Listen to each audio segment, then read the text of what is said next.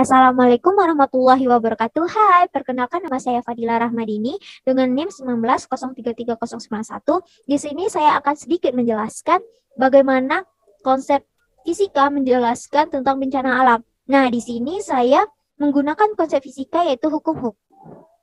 Hukum Hooke itu adalah gagasan yang diperkenalkan oleh Robert Hooke yang menyelidiki hubungan antara gaya yang bekerja pada sebuah pegas atau benda yang elastis supaya benda tersebut kembali ke bentuk semula atau tidak melampaui batas elastisnya. Di mana bunyi hukum Hooke itu sendiri yaitu jika gaya tarik tidak melampaui batas elastis pegas, maka perubahan panjang pegas itu berbanding lurus dengan gaya yang diberikan pada benda. Jadi kita harus ingat pertambahan panjang atau perubahan panjang itu sebanding dengan gaya yang diberikan. Maksudnya semakin besar gaya yang diberikan, maka perubahan panjang itu akan juga semakin besar. Nah, formulanya yaitu F sama dengan min K kali delta X, di mana F itu gaya yang bekerja, K itu konstanta gaya, dan delta X itu adalah perubahan panjang. Nah, kita masuk ke intinya. Salah satu benda elastis itu adalah lempeng tektonik bumi. Nah, lempeng tektonik bumi itu mengalami stres atau tegangan, maka akan terdeformasi atau mengalami perubahan bentuk maupun dimensi. Perubahan tersebut disebut dengan regangan atau strain. Nah, hukum Hooke menyatakan bahwa stres akan sebanding dengan strain pada lempeng tektonik batuan, di mana persamaannya itu sama dengan delta sama dengan C dikali epsilon.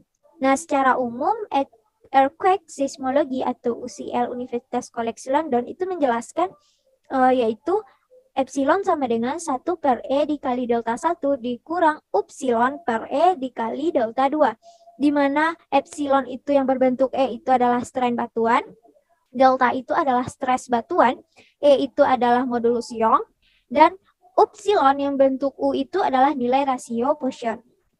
Nah, apabila suatu lempeng tektonik bumi mendapatkan gaya, maka hukum Hooke hanya berlaku sepanjang daerah elastisnya saja, sampai pada titik yang menunjukkan batas hukum Hooke-nya. Nah, kita lihat pada grafik di atas saya ini.